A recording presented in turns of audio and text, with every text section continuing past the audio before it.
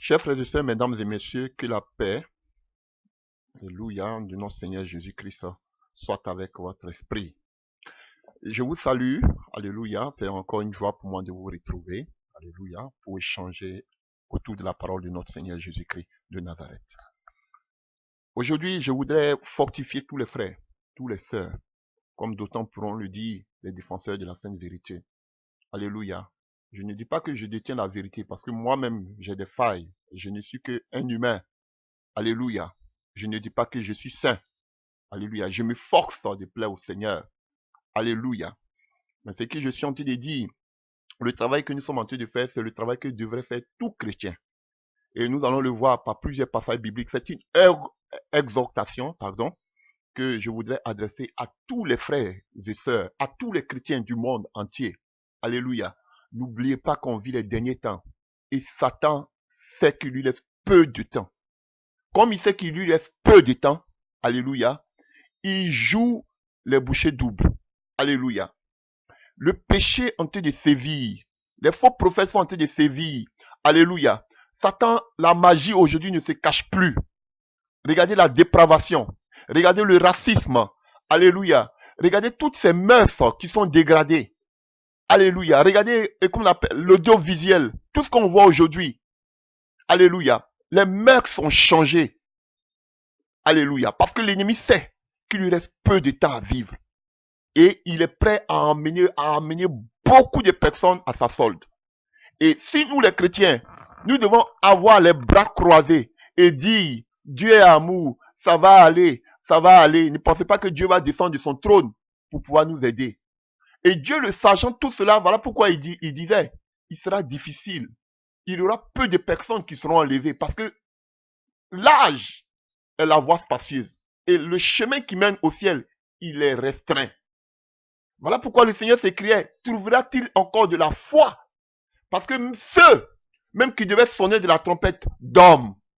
Et aujourd'hui, on assiste, alléluia, qu'on appelle un système œcuménique déjà qui se met en place. Tous se protègent entre eux. Personne ne veut dire qu'il est dans la vérité. Personne ne veut bouger le doigt. Alléluia. Ils savent que telle personne est dans le faux, mais personne ne veut dire un mot. Parce que quoi? On verra des passages. Je ne veux pas être dénigré. Je ne veux pas me retrouver seul dans mon coin. Je ne veux pas, alléluia, plein, alléluia, de raisonnement. Et chers frères et sœurs, il est temps. L'heure est grave. Et ces temps-ci, Dieu permet, il me met des messages avec lesquels je vais partager et lesquels je partagerai aux frères pour les fortifier. Mon but, ce n'est pas d'entrer dans la vie privée des gens. Tout ce que je ne fais que dire, alléluia, ce sont des choses que tout le monde connaît. Peut-être je le dis haut, ce que les gens disent bas. Sinon, ça, tout le monde le connaît. C'est que quand je dis le nom de certaines personnes, c'est pas parce que je veux le faire. Mais comme dit d'autres, ça après plusieurs investigations. Tout le monde le sait, mais personne ne veut brancher. Et c'est là que je vois l'hypocrisie des chrétiens. La sorcellerie des chrétiens. Ils sont tous hypocrites. Tous hypocrites sans exception. Ils voient des choses, mais ils ne veulent pas parler. Pourquoi? Parce qu'ils ne veulent pas se sentir seuls. Ils ne veulent pas se sentir rejetés. Ils ne veulent pas, on va parler aujourd'hui. Ils ne veulent pas avoir des persécutions. Frère, on va prendre des exemples avec Paul. On va voir ce qui s'est passé un peu. Alléluia. Chers frères et sœurs, donc, il est l'heure que chacun se lève et dit quelque chose. Combattre le bon combat de la foi. Nous devons combattre le bon combat de la foi. C'est le thème de l'exhortation que je veux donner ce soir. Chers frères et sœurs, le Seigneur à la porte, il revient bientôt. Mais regardez l'église aujourd'hui, comment l'église s'est obscurcie. C'est obscurci, pardon, chers frères. Regardez comment l'église aujourd'hui, alléluia, est dénaturée. Et on sait qu'on a une grande tâche herculienne. Mais frères, avec l'Esprit de Dieu, les âmes avec lesquelles nous combattons ne sont pas charnelles. Avec l'aide de Dieu, nous pourrons terrasser ce Goliath-là. Frères, il est important que chacun se lève et dénonce, alléluia, tout ce qui est le feu étranger au milieu du peuple de Dieu. L'heure est grave. Alléluia. Et je voudrais commencer comme ça par un passage déjà. Alléluia. On va beaucoup lire aujourd'hui. Alléluia. Dans le livre d'Ézéchiel 13 que tout le monde connaît. C'est oracle du Seigneur l'Éternel contre les faux prophètes. La parole de l'Éternel me fit en dressant ces mots, fils de l'homme prophétise contre les prophètes d'Israël qui prophétisent. Tu diras à ceux qui prophétisent selon leur propre cœur. Donc, on peut prophétiser selon son propre cœur. Alléluia. Écoutez la parole de l'Éternel. Ainsi parle le Seigneur l'Éternel. Malheur aux prophètes insensés qui suivent leur propre esprit sans n'avoir rien vu. Tels des renards au milieu des ruines, tels sont tes prophètes, ô Israël. Vous n'êtes pas montés sur les brèches pour protéger la maison d'Israël par une clôture. Ah! Un véritable prophète de Dieu doit protéger les clôtures d'Israël. Alléluia. C'est puissant. Alléluia. C'est lui, le prophète. Élie était seul quand toute l'abomination se passait en Israël. Mais il ne pouvait pas accepter cela. Dieu l'a mandaté. Quand Jézabel et Akab étaient en train de pervertir tout le peuple d'Israël. Mais comme aujourd'hui vous êtes des milliers de prophètes, il y a l'abomination au milieu du peuple de Dieu. Et vous vous taisez. Vous n'êtes pas la brèche. Au contraire, vous ne vous tenez pas à la qu'on appelle sur les murailles. Au contraire, c'est vous-même qui ouvrez les brèches. C'est grave. Alléluia. Quand il y a un problème dans le peuple, à qui il faut se référer? On court directement. C'est vrai que le Seigneur est le premier prophète. Mais le prophète qui est la bouche de Dieu, alléluia, on doit se référer à lui pour qu'il nous ramène sur le droit chemin. Mais aujourd'hui, tous ces faux prophètes nous dirigent directement dans le mur, vers les œuvres occultes. C'est grave. Alléluia. Vous n'êtes pas montés sur les brèches pour protéger la maison d'Israël par une clôture. Tenez fermement au combat, au jour de l'Éternel. Les visions sont vaines et les divinations mensongères. Vous avez vu? On peut prophétiser par le cœur, on peut prophétiser aussi par divination. Vous comprenez? Ce n'est pas un enseignement sur la prophétie, mais on peut prophétiser par notre propre cœur, par la chair, et on peut prophétiser aussi par les œuvres occultes, la divination. Alléluia. Leurs visions sont vaines, leurs divinations mensongères. Ils disent oracle de l'Éternel. Or, l'Éternel ne les a pas envoyés. Ils font espérer que leur parole s'accomplira. Ils vous font espérer. Ils vous donnent toutes sortes de stratégies, de stratèges pour vous faire espérer. Tu vas voyager, Dieu va te bénir, tu vas te marier, voici les démons sont chassés. Ils vous promettent tout. Alléluia. Les visions que vous avez ne sont-elles pas vaines? Et les prédictions que vous prononcez ne sont-elles pas mensongères? Ils vous prédisent des choses qui n'arrivent jamais. Vous dites, ils prient pour vous et vous pensez que vous êtes guéri, ils déplacent le mal. Alléluia. Oracle de l'Éternel. Or, je n'ai point parlé. Eh bien, ainsi parle le Seigneur l'Éternel. Puisque votre parole n'est que vanité et que vos visions ne sont que mensonges, eh bien, me voici en prison contre vous. Oracle de l'Éternel. Ma main sera contre les prophètes dont les visions sont vaines et la divination mensongère. Ils ne demeurent pas dans l'intimité de mon peuple et ils ne seront pas inscrits sur les listes de la maison d'Israël. Ils n'arriveront pas jusqu'au territoire d'Israël. Alléluia. Et vous reconnaîtrez que je suis le Seigneur l'Éternel. Donc, si vous voulez, chers frères et sœurs, vous pouvez continuer. C'est dans le livre d'Ézéchiel 13. Donc, c'est une introduction. Alléluia. Pour vous dire déjà quelle est ma cible.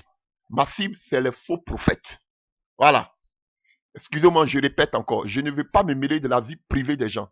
Si je dis les noms, ce sont des gens déjà que tout le monde connaît qui sont déjà fichés comme étant des faux pasteurs, des faux prophètes, des aventuriers, des escrocs. Alléluia. Je n'arrive pas à comprendre que sous l'ancienne alliance, quelqu'un qui était homosexuel, il était mis à mort. Et qu'aujourd'hui, les gens attendent que des gens soient homosexuels et puis personne ne bronche. Quelle abomination. Et vous voyez ces gens-là, qui sont des homosexuels, qui sont en train de prophétiser, qui sont en train de prêcher, mais vous ne dites rien, vous vous taisez. Quelle abomination. Vous dites qu'on parle de la vie privée des gens. Quel genre de serviteur de Dieu vous êtes? Non, moi je ne veux pas juger. C'est vrai, personne ne veut juger. Mais prenons la parole, je ne vais même pas aller vite en besogne. Oh, alléluia. Seigneur, pitié de nous. Aie pitié de nous. Tout le monde a peur parce que celui qui juge, il sera jugé sévèrement, je sais. Alléluia. Mais tout chrétien, allons-y, vous allez lire la parole aujourd'hui. Ça va vous délivrer. Alléluia. Mon premier message, déjà, on va dans le livre de Jude. Jude 3. Jude 3. Alléluia. On va prendre le livre de Jude, le frère de Jésus-Christ de Nazareth. On va voir ce qu'il nous dit, Jude. Je cherche, hein, comme vous. Jude 3. Juste avant l'Apocalypse. Hein. Alléluia. Donc, Jude 3. Ou bien, si vous voulez, Jude 1, à partir du verset 3. C'est un seul chapitre, tantôt. Alléluia. Jude 3. Ou Jude 1, verset 3. Bien-aimés, comme je désirais vivement vous écrire au sujet de notre salut commun, je me suis senti obligé de le faire afin de vous exhorter à combattre pour la foi qui a été transmise au sein une fois pour toutes. Car il s'est glissé parmi vous certains hommes dont la condamnation est écrite depuis longtemps. Des impies qui changent en dérèglement la grâce de notre Dieu et qui réunit notre seul Maître et Seigneur Jésus-Christ de Nazareth. Alléluia. Voici ce que juge le frère de Jésus écrit. Alléluia. Il nous dit, il nous encourage à combattre le combat de la foi. À combattre pour la foi. Il exhorte à ce que les chrétiens combattent pour la foi. De quelle foi il parle? Et puis, qu'est-ce qu'il fait? Il continue juste. Alléluia. Et qu'est-ce qu'il dit au verset 4? Il parle de combattre pour la foi. Et qu'est-ce qu'il dit au verset 4? Il dit, car il s'est glissé parmi nous, parmi vous, certains hommes dont la condamnation est écrite depuis longtemps, des impies. Alléluia. Et si vous continuez, il va dire que quand Dieu même a créé, Dieu a frappé même les anges, Dieu a frappé même, comme on appelle, il a sauvé Israël, mais il a frappé les incrédules. Pourquoi Jude peut nous parler de combattre pour la foi? Et juste après, il nous dit qu'au milieu du peuple de Dieu, il y a des impies qui se sont infiltrés. Et que du temps d'Israël, quand Dieu a fait sortir le peuple d'Israël d'Égypte, il a frappé tous ceux qui étaient incrédules. Même ses propres anges, il ne les a pas épargnés. Alléluia, chers frères et sœurs. Mais de quel combat de la foi Jude est en train de parler? Et c'est là mon thème. Nous devons combattre, alléluia, le combat de la foi. Qu'est-ce que c'est que la foi? Et nous allons prendre aussi des passages où on va voir que Paul a dit les mêmes choses. On doit combattre aussi pour la foi. Alléluia. Oh, alléluia. Chers frères et sœurs, nous allons lire les passages. Oh, alléluia. Je suis déjà excité, excusez-moi. Alléluia. Vous voyez, depuis le temps déjà des apôtres, depuis même que le monde est monde, depuis, il y avait déjà des impies qui étaient déjà infiltrés. Depuis même le ciel déjà, on commençait par Satan. Alléluia. Même jusqu'à parmi même les disciples de Jésus, les disciples n'ont pas cessé, alléluia, de qu'on appelle d'avertir, de prévenir tous les frères et sœurs de ces impies qui s'étaient infiltrés au milieu du vrai peuple de Dieu. Alléluia. C'est seulement dans notre génération que personne ne veut dénoncer ce genre de choses. Sinon, tous les disciples de Jésus ont dénoncé la présence d'impies et de faux prophètes. Quelle génération nous sommes?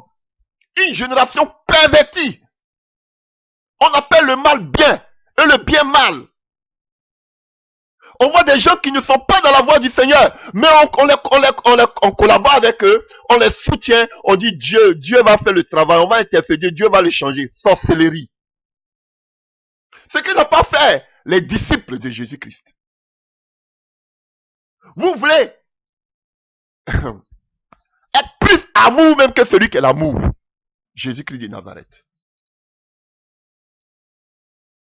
Alléluia.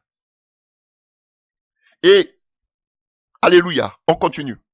Donc, chers frères et sœurs, de cette foi dont Jude parle ici, Ça n'a rien à voir avec la foi de, alléluia, de Martin Luther, alléluia, que l'homme vivra par la foi. Ça n'a rien à voir avec cette foi-là. C'est pas de cette foi-là que Jude est en train de parler ici. Alléluia. Chers frères et sœurs, vous devez savoir que depuis le 1er siècle, nous reconnaissons, alléluia, que l'évangile de Jésus-Christ a été corrompu. Alléluia. L'évangile que les apôtres ont prêché, l'évangile que Jésus-Christ a prêché, a été corrompu.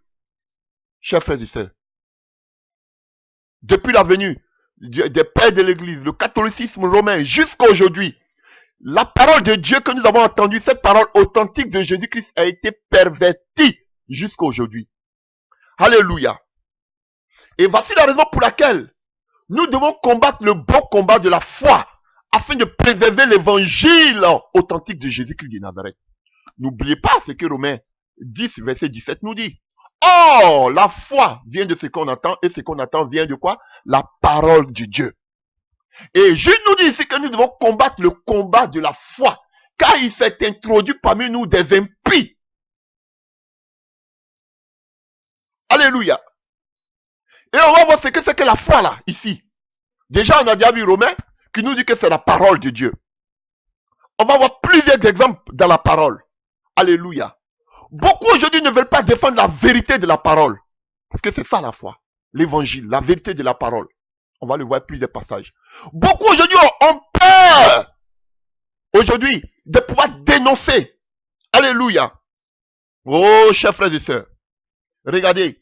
Quand vous prenez le Moyen-Orient, par exemple, chers frères et sœurs, ou bien l'Afrique du Nord, là où l'islam, par exemple, bat son plein. Je regardais une émission, je regardais une vidéo où ils étaient en train de tabasser, je crois que c'est un pays arabe, tabasser un homme, un frère, parce qu'il a osé parler de Jésus. Il était en train d'être flagellé pour l'évangile. Alléluia. D'autres même ont été décapités. Plusieurs chrétiens ont été assassinés. Alléluia. Il a fallu seulement du courage pour dire le nom de Jésus-Christ. C'est qu'aujourd'hui beaucoup n'ont pas. C'est qu'aujourd'hui les bishops n'ont pas. C'est qu'aujourd'hui les révérends n'ont pas. C'est qu'aujourd'hui les prophétesses n'ont pas. Le courage. Alléluia. Vous allez voir ce que Paul dit. Oh, je suis excité. Excusez-moi, chers frères et sœurs. Il vous manque le courage pour souffrir pour cet évangile, pour la vérité biblique. Alléluia. Non, on va vous parler de l'évangile d'amour. Écoutez ce que Jésus-Christ dit. Prenons le livre de Matthieu. Matthieu. Excusez-moi, hein, je vais vite en besoin parce que je suis très excité. Alléluia. C'est une exhortation. Alléluia. Matthieu 10. À partir du verset 34. Matthieu 10 à partir du verset 34. Alléluia. Jésus dit, ne pensez pas que je sois venu apporter la paix sur la terre. Je ne suis pas venu apporter la paix, mais l'épée. L'épée de laquelle on parle ici, c'est la parole. La véritable parole. Jésus dit, il n'est pas venu amener la paix sur la terre. Mais pourquoi c'est vous les chrétiens qui voulez mettre la paix sur la terre? Souvent, vous pensez rusé plus intelligent que Dieu. Bande d'hypocrites. Jésus n'est pas venu mettre la paix. Pourquoi vous pensez que quand on est pasteur, quand on est chrétien, beaucoup pensent comme ça. Quand on est pasteur, quand on est chrétien, on doit chercher à mettre la paix partout. Qui vous a dit ça? C'est la sorcellerie. Non, un homme de Dieu doit mettre la paix et l'unité partout. Qui vous a dit ça? C'est la religion qui vous a appris ça. Parce que la paix que la parole de Dieu, l'épée que la parole de Dieu, quand elle vient, elle taille, elle fait mal, elle est difficile à accepter. Alléluia. Elle choque. Alléluia. Et personne ne peut l'accepter. Voilà pourquoi les gens me disaient, qui peut marcher selon cette parole, elle est trop dure. Voilà pourquoi les gens ne pouvaient pas, le peuple d'Israël ne pouvait pas écouter Dieu. Ils ont dit, Moïse, il faut écouter Dieu, puis il faut nous envoyer la parole. Alléluia. Qui vous a dit qu'en tant qu'un serviteur, un véritable serviteur de Dieu, on ne veut pas l'écouter? Vous pensez que Hérode voulait écouter Jean-Baptiste? Parce que quand Hérode voyait Jean-Baptiste, il voyait que déjà Jean-Baptiste va lui parler de son péché. Les véritables serviteurs de Dieu n'aiment pas, les gens n'aiment pas les écouter. Les gens veulent écouter aujourd'hui des gens qui le font rire. Les gens qui ont la bouche sucrée. Les vendeurs d'illusions.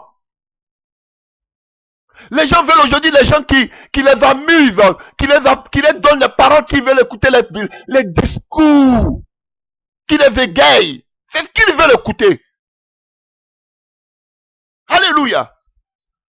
Vous pensez que les gens voulaient écouter Jésus, les pharisiens, les juifs? Non. Un véritable serviteur de Dieu, on n'aime pas l'écouter. Parce que ce qui sort de sa bouche, c'est le feu. Voilà pourquoi quand les vrais prophètes venaient, les gens tremblaient parce qu'on se disait, mais lui, il amène quelle mauvaise nouvelle encore. Mais vous, vous êtes des prophètes. Vous venez même, les gens même des on sait que tu vas venir nous dire prophétiser bénédiction. Prophète de Baal. Alléluia. Et qu'est-ce qui, on continue. Ah, je suis venu mettre la division entre l'homme et son père. C'est pas moi je parle ici, hein, c'est Jésus qui parle. Jésus dit il est venu mettre la division entre le père et son fils. À cause de quoi? À cause de la parole. Parce que si tu acceptes la parole, que ton père est contre cette parole, tu seras divisé. Alléluia. Avec lui. Quel évangile vous prêchez? On dit oui, on doit s'unir, on ne faut pas qu'on dénigre les pasteurs, faut pas qu'on fasse ceci. Vous êtes des religieux, vous n'êtes pas des chrétiens. On peut voir le péché, on peut voir l'abomination, mais on doit accepter ça. Parce que Dieu est amour. Mais c'est Dieu que vous dites qu'il est amour, il dit qu'il n'est pas venu mettre la paix sur la terre.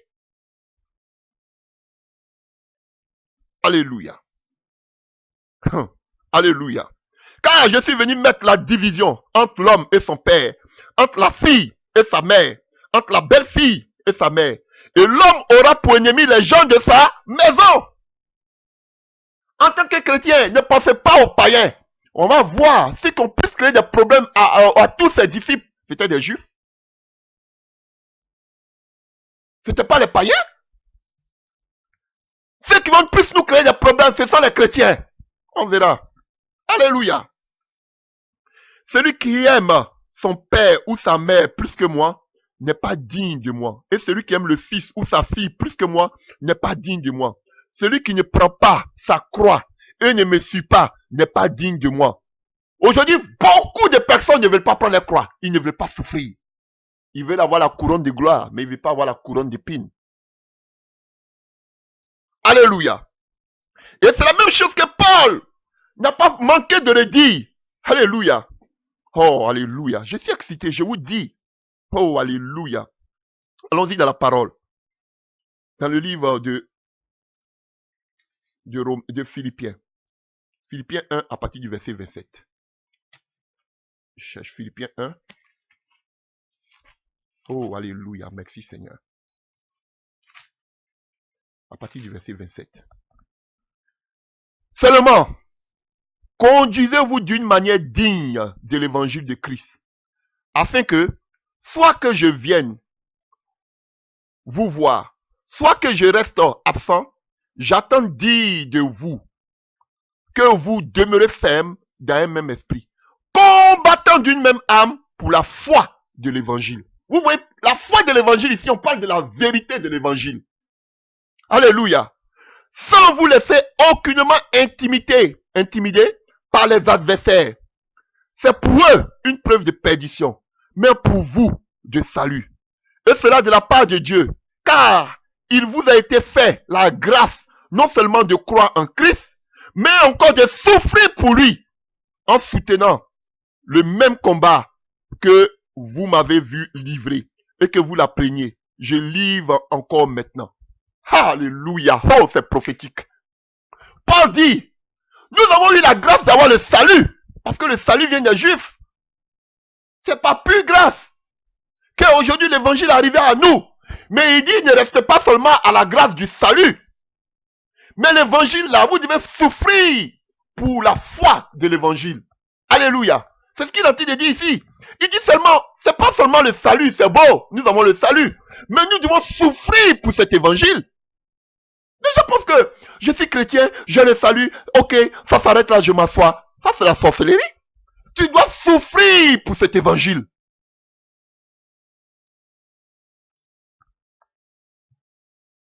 Et beaucoup aujourd'hui n'ont pas le courage de mettre en pratique à cause de la peur.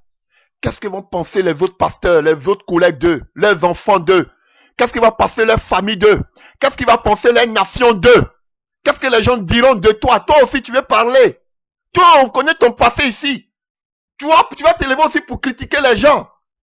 Alléluia. Frère, qui va se lever pour dénoncer les injustices qui se passent? Qui se lèvera, alléluia, pour défendre la cause de l'évangile véritable? Personne. Personne. Et Paul nous dit, ce n'est pas seulement pour le salut, mais on doit souffrir à cause de la vérité de l'évangile. Et vous venez dans tous les épîtres que Paul a écrit. Alléluia. Il ne fait que dire à tous ses frères et sœurs de combattre avec lui. Le bon combat, de le soutenir dans le combat, de le prendre comme exemple dans le combat. Vous allez prendre le livre de Romains, vous allez voir, il parle de cela. Alléluia. Vous allez prendre le livre des Thessaloniciens, il parle des combats. 1 Thessaloniciens 2, verset 2. Alléluia. Vous allez prendre, et qu'on appelle Philippiens, il parle de cela. Partout où il passait, il parlait du combat de la foi.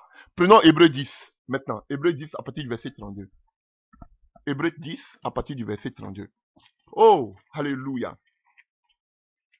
Hébreux 10 à partir du verset 32. Moi, je dis que c'est Paul qui écrit et qu'on appelle le livre d'Hébreux. Hébreux 10 à partir du verset 32. Alléluia. Apprenons maintenant à partir du verset 29. Combien pire, ne pensez-vous pas, sera le châtiment mérité par celui qui aura foulé aux pieds le Fils de Dieu, tenu pour profane le sang de l'alliance par lequel il avait été sanctifié, et qui aura outragé l'esprit de la grâce, car nous connaissons celui qui a dit, à moi la vengeance et à moi la rétribution. Alléluia. À moi la vengeance, c'est moi qui rétribuerai. Alléluia. Et encore, le Seigneur jugera son peuple. Il est terrible de tomber entre les mains du Dieu vivant. Mais, souvenez-vous de ces premiers jours où, après avoir été éclairé, vous avez soutenu un grand et douloureux combat. D'une part, exposé en spectacle par les opprobres et les tribulations. D'autre part, vous rendant solidaire et de ceux qui subissaient ce traitement. En effet, vous avez eu de la compassion pour les prisonniers et vous avez accepté avec joie qu'on vous arrache vos biens, sachant que vous aviez des possessions meilleures et permanentes. N'abandonnez donc pas votre assurance qui comporte une grande récompense. Vous avez en effet besoin de persévérance, afin qu'après avoir accompli la volonté de Dieu, vous obteniez ce qui vous est promis. Car encore un peu de temps, bien peu, et celui qui doit venir viendra, il ne tardera pas. Et mon juste vivra par la foi. Quand on dit mon juste vivra par la foi, à quoi vous faites allusion? C'est croire dans le cœur. Non! Le juste vivra par la vérité de la parole. Ah, le juste vivra par la vérité de l'évangile, par la souffrance. Ah, ça n'a rien à voir avec la foi de Martin Luther. Le juste vivra par la souffrance de l'évangile, par la vérité de l'évangile. C'est ce que ce passage veut dire ici. Ne pensez pas que le juste vivra par la foi. Non, ce n'est pas par les œuvres. Non, le juste vivra par la persécution qui découle de la vérité de l'évangile. Alléluia. Merci, c'est retire, parce que vous voyez, tout là-haut, il ne fait que parler de souffrance. Et encore là, il parle de quoi? Le juste vivra par la foi. Merci, c'est retire, mon âme ne prend pas plaisir en lui.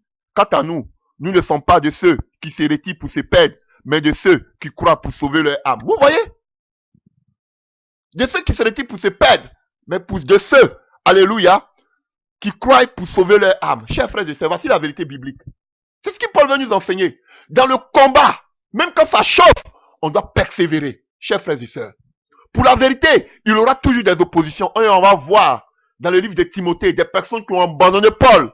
Alléluia, on va voir les différentes raisons pour lesquelles ils ont abandonné Paul. Ils ont abandonné la foi, la vérité de l'évangile. Et plusieurs aujourd'hui ont fait naufrage par rapport à la foi, comme Paul le disait.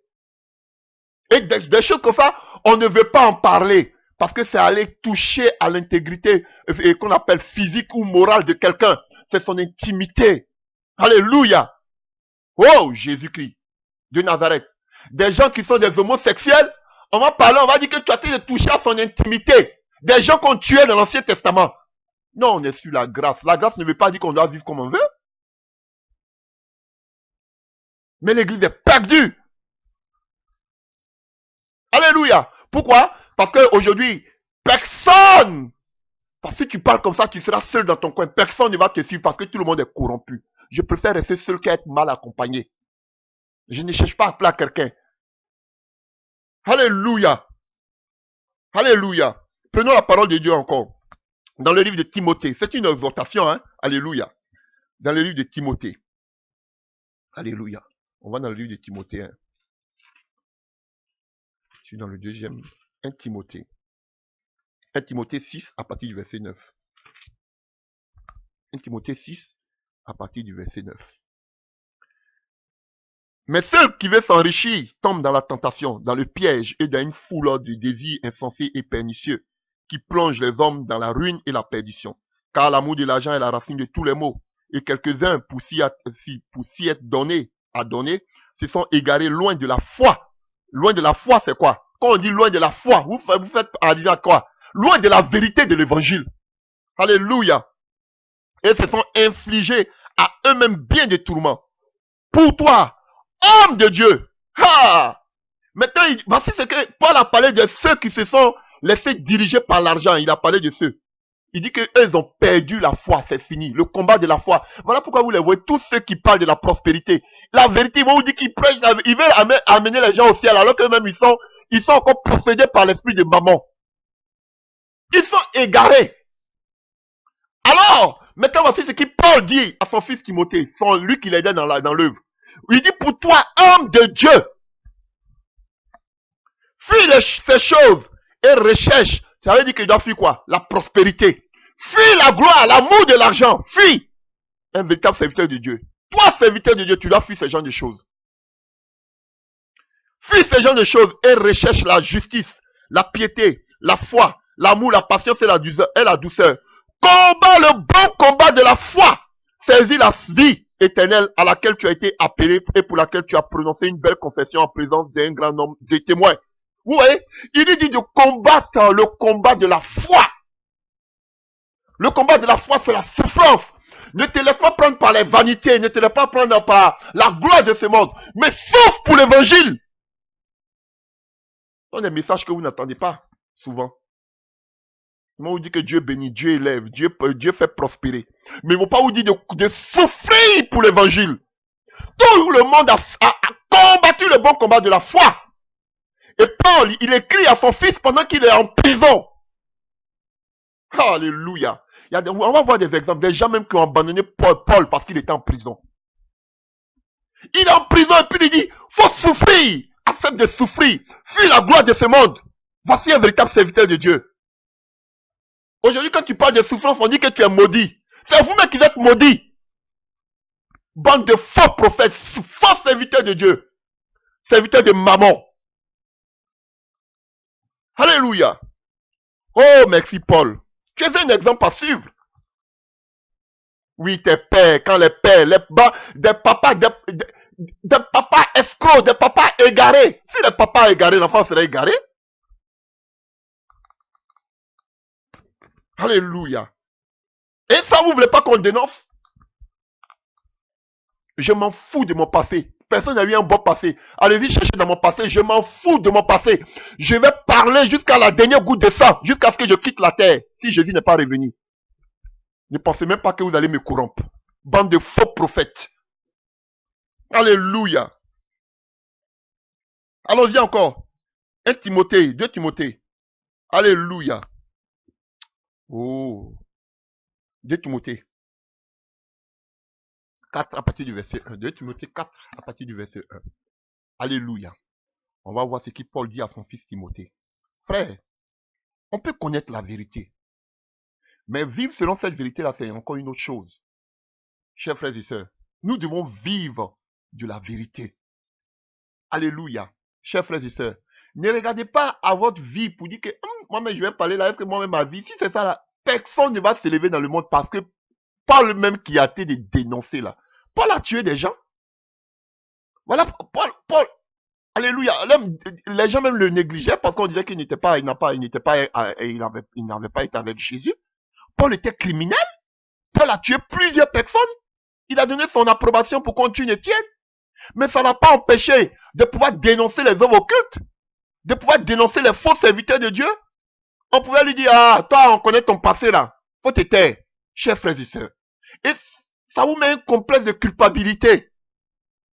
Chers frères, là où il y a des injustices, là où il y a le péché, là où les choses vont mal, on doit sonner, qu'on appelle la sonnette d'alarme. Ça n'y va pas.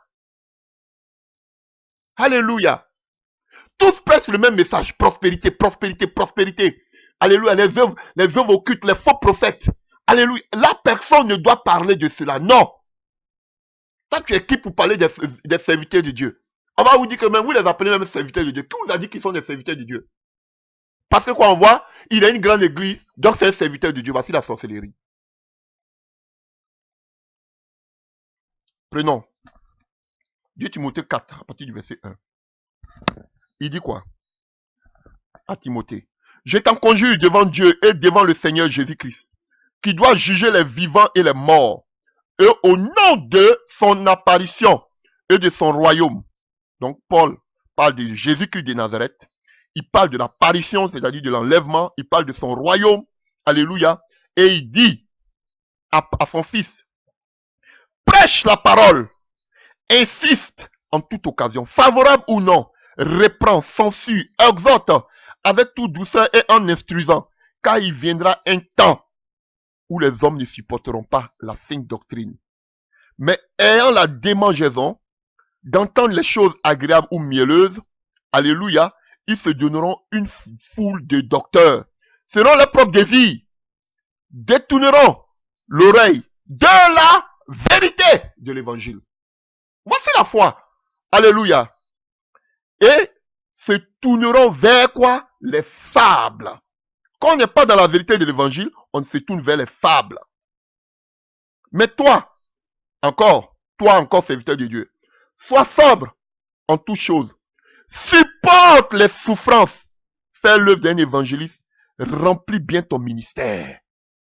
Il lui demande d'insister, d'enseigner, d'exhorter, de censurer, de parler. Parce que quoi? Il doit reprendre. C'est ce qu'il dit à son serviteur pendant qu'il est en prison. Pourquoi? Parce qu'on vit des derniers temps où les gens ne veulent plus vivre pour la vérité de l'évangile. Et c'est notre ère, c'est notre temps dans lequel nous sommes. On veut quelqu'un qui va parler de nos vies, comment se comporter dans nos foyers, comment aller de l'avant, comment être béni, comment se marier. C'est ce qu'on veut entendre. Mais où on va dire, il faut souffrir pour l'évangile. Dis la vérité de l'évangile comme ces frères qui sont en train de souffrir dans les pays musulmans. On dit non, non, non, non, ça vient pas de Dieu. Là où tu vas te régner encore pour la vérité, on va dire non, non, non, non, non, non, ça vient pas de Dieu. Dieu est amour. Dieu est amour. Pourtant, on a vu. Oui, Dieu, il doit avoir l'amour. C'est ce que la religion vous a enseigné. Jésus est venu mettre la paix. Dieu est amour. Et puis les gens ont tué Jésus. Ce ne sont pas les païens qui ont tué Jésus, ce sont les juifs. Ils n'ont pas eu encore l'amour pour Jésus. Ils n'ont pas eu l'amour pour ses disciples. Ils ont tué plusieurs personnes. Pourquoi on ne parle pas d'amour? Vous êtes aveuglés. Alléluia. Parce que on doit censurer, on doit parler, on doit dénoncer. Pourquoi? Parce qu'on vit dans les derniers temps, comme l'église de la Odyssée, où les gens ne supportent pas aujourd'hui la sainte vérité. Ils n'acceptent pas la vérité de l'évangile. Ils n'acceptent pas de souffrir pour la vérité de l'évangile. Voilà pourquoi Paul donne à son serviteur, il dit, toi, faut souffrir. Pourquoi il n'y a pas de souffrance? Il était en prison et quand il écrivait, il dit, tu dois souffrir. Un véritable serviteur de Dieu doit souffrir pour l'évangile. Mais regardez-le aujourd'hui, ils sont escortés. Ils sont qu'on appelle des gyrophares devant eux. Des chevaux qui les accompagnent. Ils sont dans les voitures luxueuses. Ils sont dans les hôtels luxueux. Ils sont comme des rois dans les temples. Ils ont des sièges de rois. Ça, on ne doit pas dénoncer. Non. Quelle souffrance ceux-là ils vivent? On dit non, c'est Dieu qui bénit, c'est Dieu qui lève. Et on me prend la comparaison des pays anglophones. Vous êtes maudits. Je vous le dis, vous êtes perdus, vous êtes vaincus. Ah, je n'irai jamais dans vos temples là. Mais un m'invite dans son temple. J'ai fini là, l'église est cassée. Parce que ce qui moi-même avant que Dieu me parle, mais ce que je vais vous dire. Dites tout ce que vous voulez. Il est aigri, il est ceci, il est cela. Je ne mange pas chez quelqu'un. Je ne prends pas digne de quelqu'un. Alléluia. C'est quel évangile? C'est dans quel temps nous sommes? Où on appelle le mal bien. Et personne ne peut se lever. Tu vas parler, on dit que oui, on va te convoquer. Pourquoi? Parce que tu te mêles de la vie privée de quelqu'un. C'est quel évangile? Non, tu ne dois pas dénigrer les serviteurs de Dieu. Qui vous a dit que ce sont des serviteurs de Dieu? Vous étiez là quand Dieu les a appelés? Oh, Jésus-Christ, aie pitié de nous. Alléluia. Car moi, je sais déjà des libations. Et le moment de mon départ approche. Parce que Paul savait qu'ils allaient le décapiter. Il allait mourir bientôt. J'ai combattu le bon combat. Oh, Paul dit il a combattu le bon combat. De quel combat il parle? Alléluia. Continuons. J'ai achevé la course. J'ai gardé la foi. Et désormais la couronne de justice m'est réservée. Le Seigneur le juste juge me donnera en ce jour-là, et non seulement à moi, mais encore à tous ceux qui auront aimé son avènement.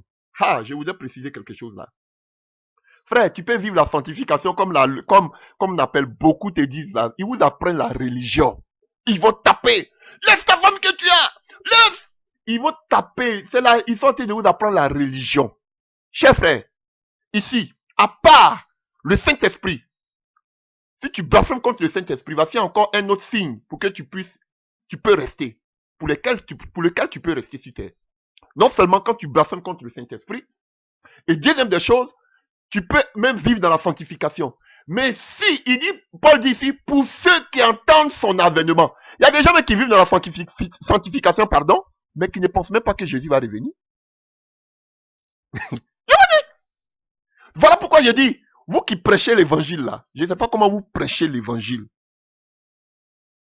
Vous tordez. Vous dites que c'est nous on tord l'évangile.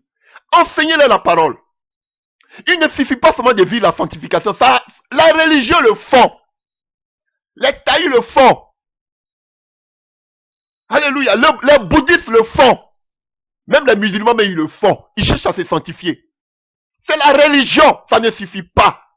Il ne suffit pas de crier, divorcer, remarier. Frère, dites aux gens au contraire de ne plus vivre dans l'adultère. Dites aux gens de ne plus tromper les femmes. Dites aux gens de ne plus tromper les maris. Je vous trouve que vous êtes hypocrite. Vous êtes en train de soigner seulement, remarier, marier, remarier. Mais dites aux gens, ne vivez plus dans l'adultère. Soyez fidèles à vos femmes. Soyez fidèles à vos hommes. Voici l'évangile. Parce que quelqu'un qui connaît l'évangile ne doit pas tromper sa femme. Quelqu'un qui connaît l'évangile ne doit pas tromper sa femme, son mari. C'est ça l'évangile. Alléluia. Prêchez l'évangile. On peut vivre dans la sanctification. Mais si tu crois pas au Saint-Esprit, mais tu vas pas t'enlever.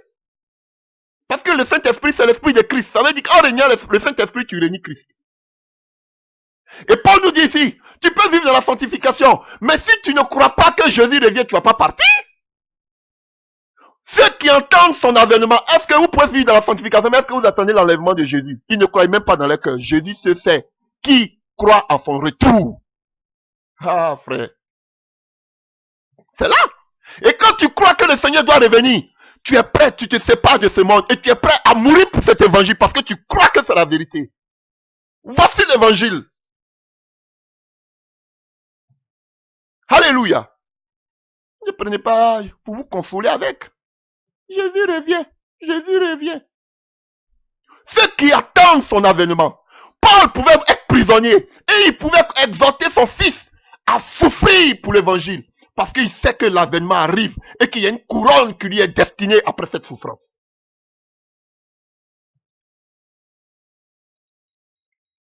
Alléluia. Alléluia. Oh, alléluia. Chers frères et sœurs. Donc, Paul dit ici, il a combattu le bon combat. Il a gardé la foi. De quel combat il parle? Paul parle des souffrances qu'il a endurées pour l'évangile. Voici le combat. Et il a gardé cette foi. La vérité de l'évangile, il l'a gardé. Il ne s'est pas détourné de la vérité de l'évangile. Jusqu'à la fin. Et c'est là, alléluia, où il est arrivé maintenant à la porte de sa vie d'Atripa. Là où il doit être mis à mort. Qui disent qu'il a combattu le bon combat. Oh Paul, je vais avoir ta foi. Il sait qu'ils vont le tuer dans quelque temps. Il dit c'est là qu'il a achevé la course. Les gens vont vous dire que c'est quand Dieu les a bénis qu'ils ont combattu le bon combat. Mais vous êtes vaincus. Voici Paul. Il va être mis à mort dans quelque temps. Il dit qu'il a combattu le bon combat parce qu'il sentait que sa mort arrivait. Voici le combat de la foi. Le combat, combattre pour la vérité de l'évangile. Ça n'a pas été facile.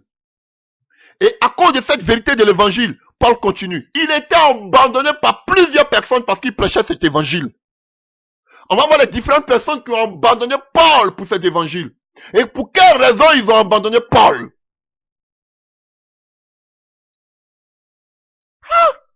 L'évangile qui vient de Dieu, l'épée qui vient de Dieu, elle va séparer deux amis. Parce que tu vas commencer à dénoncer les œuvres occultes. Ils vont te dire, tu vas commencer à dénoncer les faux pasteurs. Ils vont commencer à rebousser chemin. Beaucoup!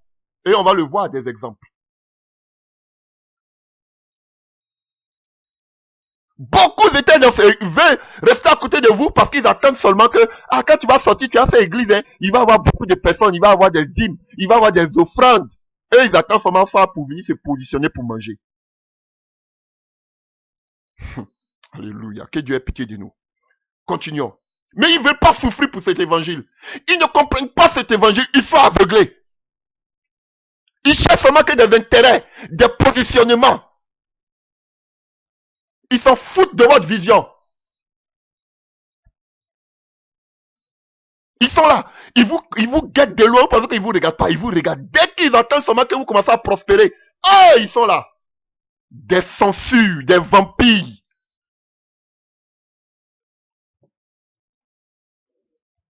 Alléluia. Continuons. Je suis très, très énervé. Et Dieu me donne encore un deuxième message. Plus tard. Alléluia. Vous voyez, Paul parle des souffrances et en même temps il fait allusion à l'avènement, au retour du Seigneur, à la couronne, parce que ça le fortifie. Il sait qu'il peut perdre la vie sur terre, mais il a une récompense qui l'attend. Notre récompense n'est pas sur la terre. Quand j'entends des prédicateurs, Dieu m'a béni, j'ai beaucoup souffert, voilà pourquoi Dieu a essuyé mes larmes, Dieu m'a élevé, Dieu m'a béni. Notre élévation c'est dans le ciel, c'est pas sur terre. Non, bénédiction, Paul ne dit pas que j'ai eu ma couronne sur la terre ou bien j'ai eu mes bénédictions sur terre. Non, il parle de sa couronne qui est dans les cieux. Voilà pourquoi vous vivez par la terre, pour la terre. Regardez-les, écoutez-les, il ne parle jamais des bénédictions qui sont dans le ciel. Il parle toujours des bénédictions terrestres. Entre Paul et vous là, qui devait être plus béni? Si on veut voir au thème de qui a plus travaillé, vous avez plus travaillé que Paul? Vous avez plus travaillé que les disciples? Mais eux n'ont pas été bénis, mais c'est vous qui êtes bénis. Vous ne voyez pas qu'il y a une contradiction? Il y a quelque chose qui ne va pas? Non mais dis donc. Et ça là, qu'on va parler, c'est nous qui sommes les faux. Ce sont les aigris. Ils n'ont pas réussi. Ils sont perdus. Tellement que le mensonge est entré dans l'église. Même quand on dit la vérité, on dit qu'on dit le mensonge. Alléluia. Voyons quelques personnes qui ont abandonné Paul. Alléluia.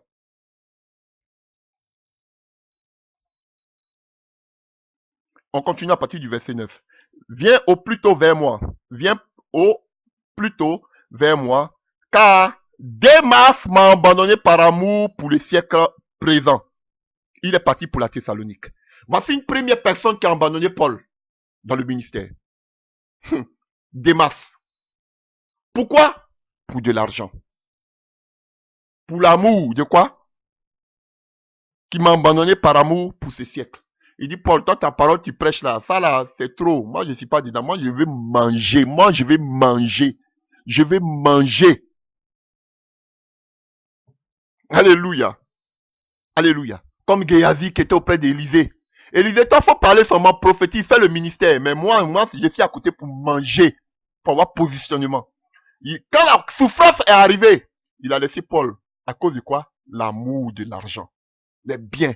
Et vous allez voir beaucoup de personnes comme ça. Vous allez commencer ensemble. Vous allez voir qu'ils sont zélés. Alors que dans leur cœur, ils attendent un positionnement. Ils attendent une récompense. Ils veulent manger. Et Démas pensait que, restant en contact de Paul, il pouvait avoir, qu'on appelle beaucoup de, je sais pas, d'opportunités. Et c'est ce que Paul nous dit ici dans le livre que nous avons lu 1 Timothée 6. Alléluia. Car l'amour de l'argent est la racine de tous les maux.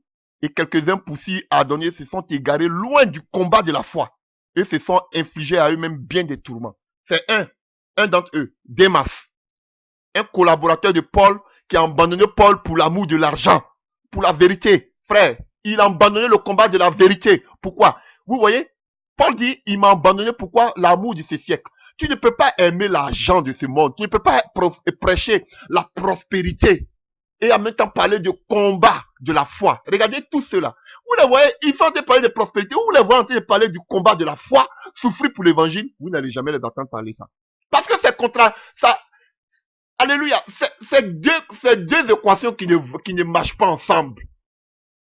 C'est ce que Paul dit. Il m'a abandonné. Parce que Paul combattait, il a dit à son fils, j'ai combattu le bon combat de la foi. J'ai gardé la foi, j'ai combattu le bon combat. La vérité de l'évangile, Paul l'a gardé. Mais Démas ne l'a pas gardé à cause de quoi? À cause de l'amour de l'argent. À cause de la prospérité. Alléluia. Voici un premier des genres de personnes. De ceux, vous les frères et sœurs, qui avez pris, qu'on appelle position pour la vérité. Alléluia. Même si vous n'êtes pas juste, vous avez vos imperfections. Mais là où il y a des imperfections dans l'œuvre de Dieu, frère, dénoncez. Dénoncez. Et vous-même aussi, pendant que vous dénoncez, demandez toujours la grâce de Dieu et repentez-vous. Repentons-nous tous les jours, mais dénonçons. Alléluia. Sinon, Paul n'allait jamais dénoncer parce que quelqu'un même n'était pas mauvais que Paul. Alléluia. Donc voici quelqu'un, Démas, qui était à côté. Vous allez les voir, ils sont là. Combien de frères qui ont bien commencé à cause de l'argent qui ont rebroussé chemin? Ils sont nombreux. Combien de personnes qui étaient contre la Trinité, aujourd'hui qui sont réparties dans l'enseignement de la Trinité? Combien de personnes qui étaient aujourd'hui contre le dimanche, pas comme étant jour du Seigneur, aujourd'hui qui font même des prières le dimanche? Ils sont nombreux. Combien de personnes qui dénonçaient Babylone, aujourd'hui ils sont répartis eux-mêmes dans la Babylone? Ils sont nombreux. Pourquoi? Pour l'argent, vous les voyez, ils ont grossi, maintenant ils sont en costume. Tirés à 5 étoiles. Quelle honte! Quelle honte! Démas. Alléluia. Démas. Alléluia. Continuons. Il écrit, pendant qu'il est en prison à Rome, Alléluia. Et on continue. Pour ce siècle présent, il est parti pour Thessalonique. Crescène est allé en Galaxie. Tite en Dalmatie. Luc seul est resté avec moi. Luc, qui écrit aujourd'hui. Alléluia. Luc n'était pas avec Jésus. Parce que j'entends des gens qui disent que Luc a vécu avec Jésus. Luc n'a pas vécu avec Jésus. Luc était un collaborateur, il était auprès de Paul. Alléluia. Et c'est Luc qui a écrit, quand je vous dis toujours, quand je vois les gens prêcher sur le Nouveau Testament, ça me laisse un peu sur ma faim. Et c'est Luc qui a écrit le livre de Luc et qui a écrit encore, alléluia, le livre des Actes des Apôtres. Il écrivait un certain Théophile, un frère, et il rencontrait tout ce qui s'était passé. Luc n'a pas été à côté de Jésus. Alléluia. Et il dit, c'est Luc le médecin seulement qui est resté à côté de lui. Tout le monde l'a abandonné pour la vérité de l'évangile. Frère, sachez que pour la vérité de l'évangile, vous allez rester seul. Des gens fidèles, on les compte du bout des doigts. Ils vont vous montrer qu'ils sont zélés. Ils sont pour la vérité. Mais après, vous allez voir les changements. Ils viennent seulement pour des intérêts. Ils viennent pour prendre les personnes pour aller fonder des églises. Ils viennent seulement pour demander, est-ce qu'il y a l'argent dans la caisse? Ils viennent seulement parce qu'ils sont des affamés. Ce sont tous, eux qui ont tous besoin d'argent. Pas parce qu'ils aiment la vérité. Ils sont prêts à prendre position pour la vérité. Ce sont des opportunistes. Des aventuriers. Alléluia. J'ai envoyé Tichik à Éphèse. Tichik, alléluia. Quand tu viendras, il a dit, bon, prends Marc et amène-le-moi avec toi, car il m'est utile pour le ministère. j'ai envoyé Tichik à Éphèse. Quand tu viendras, apporte le manteau que j'ai laissé à Troas chez Carpus et les livres sur tous les parchemins. Voici le passage sur lequel les gens se fondent pour dire qu'on peut écrire beaucoup de livres, on peut écrire beaucoup de livres, on peut écrire des livres. Parce que Paul même a parlé des livres. Mais qui vous a dit que c'est Paul qui a écrit les livres? Et puis de quel livre il parle? Voilà. Voilà pourquoi tout le monde maintenant, une fois qu'il a écrit livre, tout le monde écrit livre. L'autre tenté de faire télévision, tout le monde fait télévision. L'autre veut construire, tout le monde aussi construit. Que Dieu ait pitié de nous. Alléluia. On continue. Il dit quoi? Alexandre le forgeron m'a fait beaucoup de mal. Le Seigneur lui rendra selon ses œuvres. Garde-toi aussi de lui, car il s'est fortement opposé à nos paroles. Alléluia. Vous voyez? Et quand on veut voir Alexandre le forgeron, alléluia. Alexandre le forgeron, on le voit ici encore dans le livre de 1 Timothée. 1 Timothée 6. À partir du verset 20.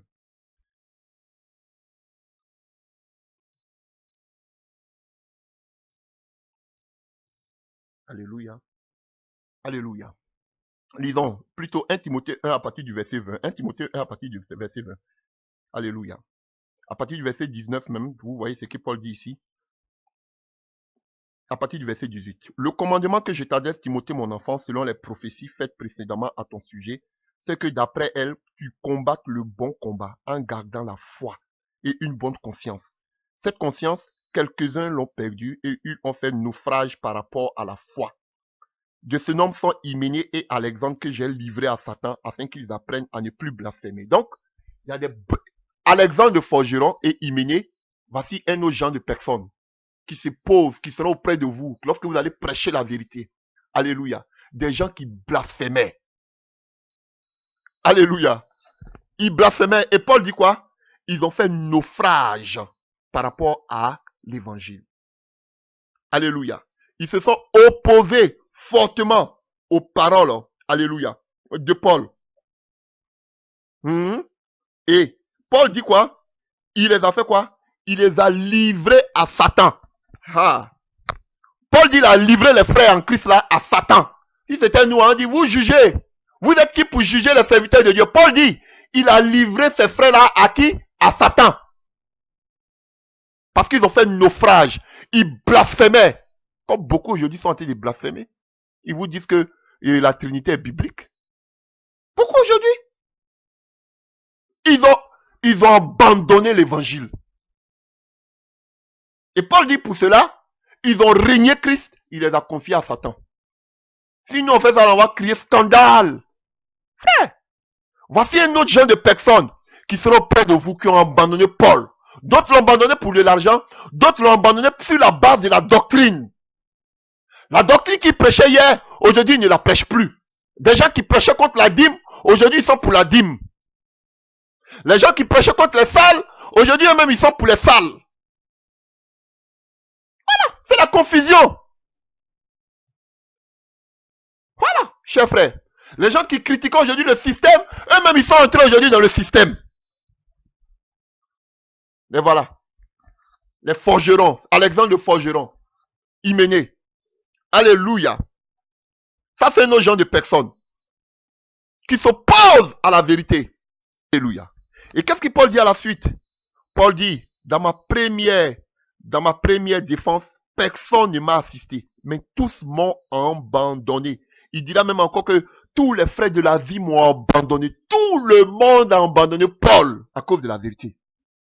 Non frère, si on vous abandonne aujourd'hui, les gens vont dire quoi? Ils veulent croire que c'est lui qui est spirituel. Frère, Paul ne pensait pas comme ça. Paul voulait redresser l'évangile. Voilà. Vous allez dire que mais tu es qui pour vouloir redresser l'évangile? Vous pensez que ce sont vos bishops là qui vont redresser l'évangile? Paul était qui? Paul était un criminel qui a tué, qui a fait beaucoup de mal à l'église, mais aujourd'hui qui redressait l'évangile. Alléluia. Tout le monde l'a abandonné à cause de la vérité de l'évangile. Frère, donc si on t'abandonne, c'est normal. Et voilà pourquoi je dis, frère, si tu es religieux, tu vas souffrir. Mais moi, je vous dis, Dieu a forgé mon intimité. J'ai forgé mon intimité à Dieu depuis trop longtemps par sa grâce. Ce qui fait que quand je suis seul, je me sens encore mieux. Je peux passer toute une journée, une semaine seule devant la présence de Dieu. Je me sens à l'aise. Je me sens, je suis content. Je ne vais même pas sortir. Mais si tu as basé ton intimité sur le groupe, sur le monde, tu vas souffrir. Voilà pourquoi beaucoup en sont retournés. Parce qu'ils n'ont pas une intimité. Alléluia. Je peux rester des années. Je vous dis, avec le Seigneur, je me sens heureux. Mais si tu n'as pas basé cette intimité à le Seigneur, une fois, deux fois, tu vas souffrir. Tu es obligé de repartir encore dans ces organisations. Ah oui, voilà pourquoi beaucoup ont rebroussé chemin. Alléluia, chers frères et sœurs. Et il y a d'autres personnes encore. Nous avons Figel et Hémogène dans le livre de 2 Timothée. Alléluia, 2 Timothée 1, à partir du verset 15. Alléluia. Tu sais que tous ceux qui sont en Asie, ce que je disais tout à l'heure, m'ont abandonné. Entre autres, Figel et Hermogène. Que le Seigneur répande sa miséricorde sur la maison d'Oniphore. Car il m'a souvent consolé. Et il n'a pas eu honte de mes chaînes. Au contraire, lorsqu'il est venu à Rome, il m'a cherché avec beaucoup d'empressement. Et il m'a trouvé. Que le Seigneur lui donne d'obtenir miséricorde auprès du Seigneur en ces jours-là. Oh Jésus. Oh Jésus, Paul. Tu me donnes les larmes. Paul est en train de souffrir dans la prison. Ils avaient honte des chaînes de Paul. Alléluia. Figel et Homogène, ils ont abandonné Paul à cause des chaînes, à cause des souffrances qu'il est en train d'endurer. Et Paul dit, tout le monde l'a abandonné. Lui qui a créé plusieurs églises à Éphèse. Et je dis à Éphèse, en Asie mineure. Quand on parle de l'Asie mineure, c'est la Turquie et consort. Alléluia. Toutes ces églises qu'il a créées, il dit, tout le monde l'a abandonné à cause de la vérité et de l'évangile. Il dit, il y a un seul qui est venu qu'on appelle Oniphore, car il m'a souvent consolé. Donc Paul ici en tant qu'un homme était abattu, découragé. Oh, comme un grand homme comme ça. Regardez comment Dieu l'utilisait. Mais quand les chaînes sont arrivées, les difficultés sont arrivées, c'est là que tu vois tes vrais amis. Ils l'ont tous abandonné. Il avait besoin de consolation. Lui-même, il dit ici, Oniphore était le seul qui est venu me consoler. Il a cherché Paul à Rome. Dans tout Rome, il dit, je cherche le frère Paul. Et il dit, Paul dit, voici quelqu'un qui n'a pas eu honte de mes chaînes. Tout le monde avait honte de Paul. Parce qu'il avait les chaînes, il était menotté. Ah, le grand Paul, on l'a menotté. Tout le monde l'a abandonné. Des gens qui vont vous abandonner à cause de l'argent, la gloire de ce monde. D'autres vous abandonner parce qu'ils ne veulent pas souffrir pour l'évangile. D'autres vont vous abandonner à cause des fausses doctrines. Ils vont commencer à mener maintenant ce qu'ils ont prêché hier. Maintenant, ils vont abandonner, ils vont reprendre maintenant un autre évangile. Ce qu'ils ont vomi, ils vont commencer à manger. Frère, voilà pourquoi même là, je vais rester seul. Dieu me montre comment les gens vont venir. Mais j'ai dit, ça m'est égal. Je ne vais pas besoin de quelqu'un. Je ne fais pas ça pour me faire voir, pour me faire connaître sur Internet et puis après je vais former. Si je voulais former il y a longtemps, j'ai une cathédrale. Je vous dis ça tous les jours. La preuve même, les gens disent que j'ai toujours chassé les gens. Allez-y! Alléluia! Parce que quand tu prêches un message comme ça, tu as peur de ceux qui sont à côté de toi. Ceux qui vont te détruire, ce n'est pas les païens. Ce sont eux qui sont à côté de toi qui vont te détruire. Alléluia! Oh, alléluia! Et Paul est en train d'écrire aussi sa dernière lettre à son fils. Et il lui dit, faut te méfier du forgeron, Alexandre. Méfie-toi, il m'a fait beaucoup de mal. Dieu va lui rendre au centuple. Dieu va lui rendre selon ses œuvres. On dit que Paul est tenté de maudire. Paul dit, je l'ai confié à Satan. Parce qu'ils sont indignes. Et Paul dit, ce frère-là l'a cherché au uniforme, l'a cherché avec empressement. Et il a trouvé, il était consolé par ce monsieur. Parce qu'il est des véritables serviteurs. Où on les trouve aujourd'hui? Des gens qui sont prêts à te soutenir, quelles que soient les souffrances, les difficultés de l'évangile. Dites-moi, est-ce que Paul était dans la fausseté? Aujourd'hui, vous prenez les paroles de Paul aujourd'hui pour prêcher, pour évangéliser, pour faire vos sermons dans vos cathédrales. C'est un homme qui a souffert pour l'évangile. C'est un homme qui a combattu pour la vérité de l'évangile. Ça, vous ne prêchez pas là-dessus. Mais vous tirez les paroles de Paul qui vous arrangent et vous donnez ça aux gens. Mais la souffrance, le rejet, l'abandon, vous ne parlez pas de ça. Bande d'hypocrites. Et ça, on ne doit pas en parler. Alléluia. Regardez tous ces faux prophètes aujourd'hui. Regardez tous ces faux serviteurs de Dieu. Ils peuvent se lever par là avec arrogance. Et vous qui dites que vous êtes des véritables enfants de Dieu, vous vous asseyez. Vous ne pouvez même pas ouvrir la bouche. Non. Pourquoi? Parce que si tu ouvres la bouche, on va dire tu juges. Tu condamnes. Tu es qui pour condamner? Alléluia. Ils ont le pouvoir satanique. Vous avez le pouvoir de Dieu. Et vous vous asseyez. Eux, ils se lèvent. Et personne n'ose dénoncer cela. On dit c'est parler de leur vie privée. Quel aveuglement. Chers frères et sœurs, j'ai des larmes aux yeux quand je parle de cela. Parce que je vis un peu ce que Paul pouvait ressentir. Je me mets à la place un peu de Paul, de ce qu'il pouvait ressentir. Les chrétiens sont méchants. Ils sont méchants. Les chrétiens sont méchants. Frère, je vous dis, souvent, je sais, mais souvent je dis au Seigneur, je ne veux pas partir. Les chrétiens sont méchants. Voilà pourquoi Paul, je ferai un autre enseignement, vous allez voir que Paul s'est tourné vers les païens. Parce que les Juifs ont rejeté. Voilà pourquoi je ne vais plus avoir affaire à un chrétien. Je vais avoir affaire aux païens. L'homme est méchant. Les chrétiens sont méchants. Alléluia. Jusqu'à Paul pleure. Il avait besoin de consolation. Après tout ce qu'ils ont eu par lui, tous ces profits, les guérisons, les délivrances. Quelqu'un qui souffrait, qui ne demandait rien. Aujourd'hui, il est dans les chaînes. Il n'y a personne. Voici les chrétiens. Des véritables sorciers. Alléluia. Terminons par là. 2 Timothée à partir du verset 3. 2 Timothée 1 à partir du verset 3. Je rends grâce à Dieu que mes ancêtres ont servi et que je sais avec une conscience pure de ce que nuit et jour, je me souviens continuellement de toi dans mes prières. Tu vois, Paul, il est en prison. Oh, mais il peut, oh, alléluia. Mais il peut prier pour Timothée. Il peut prier pour Timothée étant en prison dans les chaînes. Et continuons. Mais rappelant tes larmes et désirant te voir afin d'être rempli de joie. Il ne pouvait même plus voir Timothée parce qu'il allait tuer. Alléluia. Gardons le souvenir de la foi sincère qui est en toi, qui habite d'abord dans ton œil, Aël, Loïs, et dans ta mère Eunice, et qui, j'en suis persuadé, habite aussi en toi. C'est pourquoi je t'exhorte à ranimer le don de Dieu que tu as reçu par l'imposition de mes mains. Car ce n'est pas un esprit de timidité que Dieu t'a donné, mais un esprit de force, d'amour et de sagesse. Alléluia. Je vous ai dit quelque chose que l'Esprit de Dieu me met à cœur par rapport à ce passage. Ce n'est pas un esprit de timidité que tu as reçu, mais un esprit de force. Alléluia. Il avait un véritable problème, c'est Timothée. Timothée a vu comment ces chrétiens ont traité Paul. Si, lui, celui par qui vous avez vu la gloire de Dieu, la puissance de Dieu, vous vous êtes comporté avec lui, il se sous-estimait. Parce qu'il a vu la méchanceté des chrétiens vis-à-vis même de Paul. Alléluia. Et c'est ce que Paul est en train de continuer ici pour le dire. Il dit quoi ici?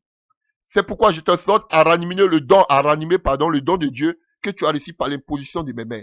Car ce n'est pas un esprit de timidité que Dieu t'a donné, mais un esprit de force, d'amour et de sagesse.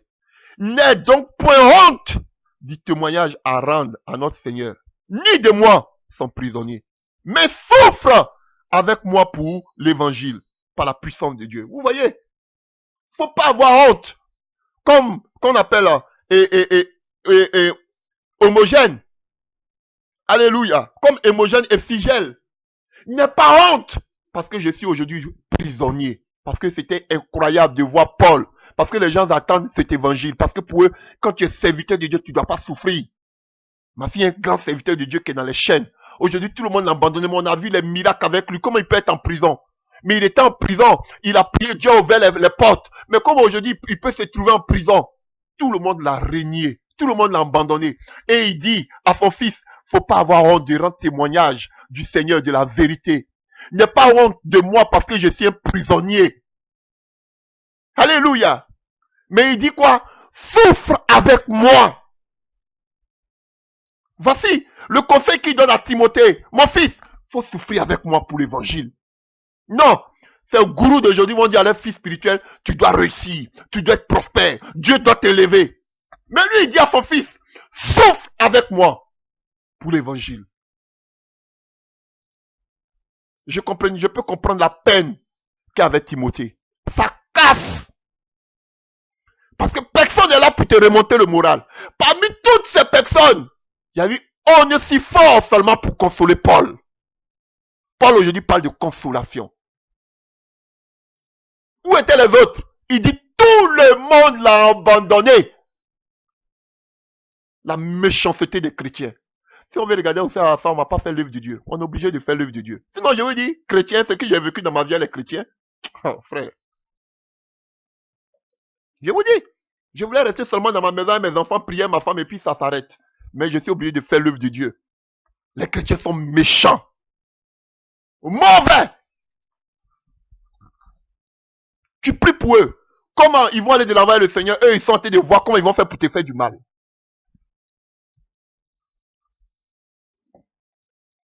Alléluia. Alléluia. Mais souffre avec moi pour l'évangile, par la puissance de Dieu, qui nous a sauvés et nous a appelés par une vocation sainte, non à cause de nos œuvres, mais selon son propre dessein, selon la grâce qui nous a été donnée en Jésus-Christ, avant les temps éternels, et qui a été manifestée maintenant par l'apparition de notre Seigneur Jésus-Christ, qui a détruit la mort et a mis en évidence la vie et l'immortalité. Par l'évangile, c'est pour cet évangile que j'ai été établi prédicateur et apôtre, chargé d'instruire les païens. Et c'est à cause de cela que je souffre en ces choses. Parce qu'il a annoncé l'évangile. Voilà pourquoi Paul a tenté de souffrir. Voilà pourquoi Pierre va dire, tous ceux qui vont vivre pieusement selon la parole de Dieu doivent être mis à mort. Ils doivent souffrir. Ils doivent avoir des moments difficiles.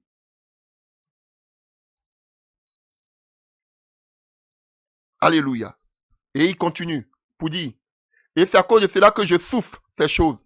Mais je n'ai point honte, car je sais en qui j'ai cru. Et je suis persuadé qu'il y a de la puissance de garder mon dépôt jusqu'à ce jour-là. Retiens dans la foi et dans l'amour qui est en Jésus-Christ le modèle des saintes paroles que tu as reçues de moi. Garde le bon dépôt par le Saint-Esprit qui habite en toi. Chers frères et sœurs, c'est par ce message que je vais terminer. Pour exhorter quelqu'un, pour exhorter un frère, pour exhorter une sœur, chers frères et sœurs, pour la vérité, ne te refroidis pas. Alléluia. Je suis quelqu'un au commencement, je disais, je m'opposais à des frères qui disaient les noms des gens. Je disais non, prêchez seulement l'évangile. Mes frères, nous sommes arrivés à un stade, je me répands, où il faut dénoncer ces genres de choses. Là où je suis là, le zèle est devenu maintenant pour moi une folie. Frère, je vous dis la vérité. Il faut dénoncer ces genres de choses. Frère, trop c'est trop. Je vous encourage. Ne vous relâchez pas. N'abandonnez pas. Ne regardez pas votre vie. C'est vrai. Cherchez à vous sanctifier. Chers frères et sœurs, répentons-nous constamment, quotidiennement, sachant que Dieu nous a déjà purifiés depuis la croix. Alléluia. Mais dénoncez ces genres de choses qui sont en train de ternir l'église de Dieu, l'église de Christ. Et on ne doit rien faire, on doit croiser les bras, on doit les voir sur Internet, en train de se pavaner, en train de montrer leurs habillements, en train de montrer leurs voitures, en train de montrer leurs gros temples. Oui, c'est ça qu'on doit regarder, et puis on doit se taire, et puis on dit, ah, Dieu l'a béni. Sorcellerie. On doit dénoncer tout ce qu'il faut qui est anti-biblique. Et soyez encouragés. Sachez que Paul a été abandonné à cause de la vérité, jusqu'au supplice. Il est mort à cause de cette vérité. Et il dit que tout le monde l'a abandonné, d'autres pour de l'argent, d'autres pour qu'on appelle par des fausses doctrines, d'autres à cause de la souffrance. Chers frères et sœurs, sache que pendant que tu vas prêcher la vérité, tu seras seul, abandonné, mais tu es avec le Seigneur. Et Paul nous donne qu'on appelle un réconfort. Il nous encourage, sachant que notre récompense, notre couronne n'est pas sur cette terre, mais notre couronne est dans le royaume des cieux. Alléluia. Pour tous ceux qui attendent l'avènement de notre Dieu. Égal, comme dirait l'allemand, ce que les gens peuvent dire de toi. Que t'importe ce que les gens pensent de toi. Cherche à plaire au Seigneur. Fais sa volonté. Et en même temps, cherche toi aussi à être qu'on appelle, en parfaite qu'on appelle communion, relation avec ton Dieu. Que Dieu vous fortifie. Que Dieu vous aide dans ce chemin. Frère, n'attendez pas qu'on vous applaudisse. N'attendez pas qu'on dise que vous faites un bon travail. Non. Cherchez plutôt à plaire au Seigneur Jésus-Christ. Que Dieu vous bénisse. C'était une exhortation pour tous ceux qui traversent des moments difficiles, pour tous ces frères. Alléluia. Au nom puissant de Jésus-Christ de Nazareth. Amen.